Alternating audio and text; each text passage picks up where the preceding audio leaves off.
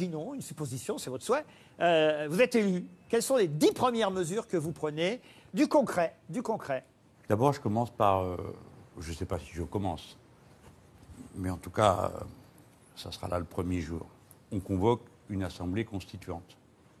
C'est-à-dire que le peuple français est appelé à se reconstituer politiquement en définissant quelles sont les règles d'organisation de la vie politique de ce pays. On sort de la monarchie présidentielle, c'est mon souhait, et on entre dans cette nouvelle ère de pouvoir et de révolution citoyenne, enfin, où il y a un contrôle sur les élus. Tout à l'heure, j'ai évoqué quel il pouvait être avec l'histoire du référendum révocatoire, mais il y a bien des choses de cet ordre. Mais ça, d'abord, la règle du jeu. C'est l'acte fondateur. Hein. Une fois que la Constitution est votée, elle est adoptée, elle s'applique, et donc je m'en vais.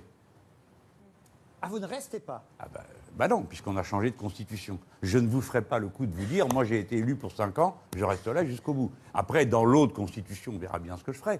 Mais en attendant, c'est ça la règle. Donc la première raison qu'il y a de voter pour moi, c'est de balayer tout ça et de créer une nouvelle règle du jeu dans laquelle un certain nombre de choses seront permises ou d'autres interdites. Ça, c'est la première chose. La deuxième chose, c'est un programme général, mais là, je suis obligé de résumer par un mot, de partage des richesses. Ce n'est pas possible de continuer comme ça, avec les uns qui ont tout et les autres rien, et un nombre croissant de gens qui n'ont rien. Nous sommes maintenant vers les 9 millions de pauvres dans ce pays. Il y en a 13 millions en Allemagne. Ce sont des catégories immenses de population. Un pauvre, c'est pas seulement, et c'est déjà tragique, celui que vous voyez dans la rue. C'est aussi le copropriétaire, c'est aussi plein de gens qui sont en train de tomber dans la pauvreté.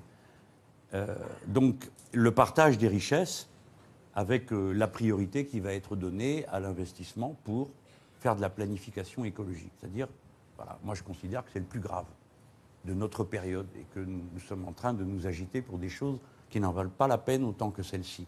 La civilisation humaine est menacée d'être détruite par notre mode de consommation et de production.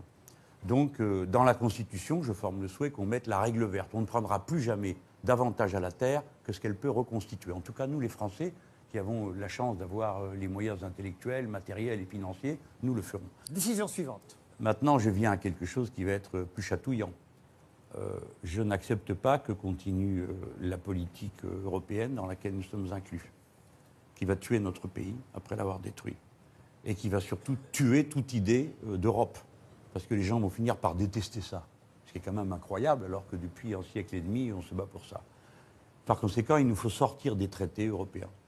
Ça, c'est le point, je ne sais pas combien, vous avez On va dire écouté. 5, allez. Voilà, on va dire 5, alors on arrive au 6e, c'est le problème de la paix. Jusque-là, la paix était considérée comme un bien acquis, et ma foi, il y avait des guerres subalternes dans des coins entre sauvages qui s'entrégorgent, et on regardait tout ça de haut et avec mépris. Et maintenant, on comprend que la guerre et la menace d'une guerre généralisée est là, sous nos yeux. Et il est donc urgent d'agir pour la paix.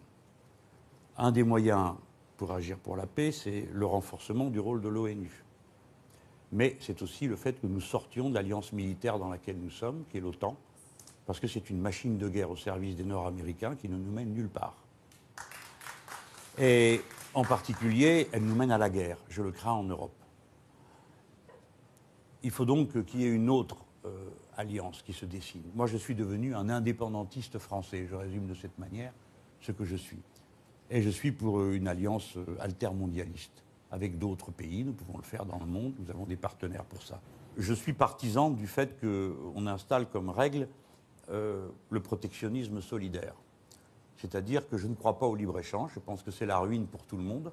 La catastrophe écologique, je crois au contraire au protectionnisme solidaire. Protectionnisme, ça veut dire qu'on va relocaliser le plus de production possible, et d'abord les productions agricoles, que l'on va essayer de diversifier pour qu'elles soient les plus diverses possibles sur les territoires, hein, et qu'il faut savoir mettre des barrières normatives. Par exemple, je ne suis pas d'accord pour qu'une marchandise produite par des enfants esclavagisés coûte le même prix qu'une marchandise produite par des travailleurs sous protection sociale.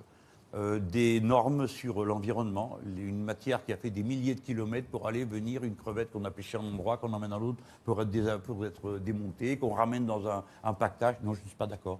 Ils doivent être taxés. Est-ce que le protectionnisme solidaire, ça peut fonctionner? Vous autres, ils sont partis, mais vous, les gens de cinéma le savent. Il y a la TSA qui est une taxe. Chaque fois que vous allez voir un film, vous cotisez pour le film suivant. Alors on a dit, mais ça c'est un système pour permettre aux Français de faire des films. Bah oui, en effet. La fameuse exception culturelle. Ben oui. Et résultat, qu'est-ce que ça donne? Ben, c'est qu'en France, on consomme du cinéma, si j'ose dire, davantage qu'ailleurs, parce que nous avons des salles payées par ça, parce que nous avons une amélioration technique. Et des Donc films on voit de genres différents, qui ne soient pas que dans un Absolument. circuit commercial. Absolument. C'est en général. Donc on voit que ce protectionnisme doit fonctionner. Si vous voulez une dernière mesure concrète, bien concrète, Ouais. il faut sortir du nucléaire. Et il faut le faire, ça prend du temps. Donc il faut le décider vite, on a assez perdu de temps. Et comme sortir du nucléaire ne se fait pas dans un claquement de doigts, il faut en même temps se donner pour objectif 100% d'énergie renouvelable. Est-ce qu'on sait le faire? Oui. Je sais que si je présidais le pays, il faudrait qu'on fasse vite la démonstration que c'est possible, parce que maintenant les délais sont brefs et l'attention publique est vite consommée. Il faut donc que dès les 2 premières années, on ait installé une puissance productive d'énergie alternative qui soit l'équivalent de 2, 3, 4 ou 5 réacteurs. Et je pense que nous le pouvons aussi bien en parc éolien en mer que par d'autres moyens, comme ceux de la géothermie et combien d'autres. Et puis tiens, je vous en donne une dernière, parce que vous m'en avez parlé. Il faut sortir des protéines carnées. J'y reviens. Je reviens sur cette question de la souffrance animale, mais surtout de l'abomination qu'est-ce que nous sommes en train de faire, pas seulement aux animaux, mais à la terre. Il faut le faire vite. Vous devez comprendre qu'il y a urgence. Et pour ça, il faut une volonté. Il faut être capable de dire non à un ordre du monde, d'en proposer un autre et de donner l'exemple. Et vous verrez que ce sont par dizaines que des peuples seront intéressés à ce que nous sommes. Et nous pouvons partager avec eux les bonnes techniques, les bons moyens. Nous pouvons partager pour qu'ils puissent faire aussi bien que ce que nous voulons faire nous-mêmes.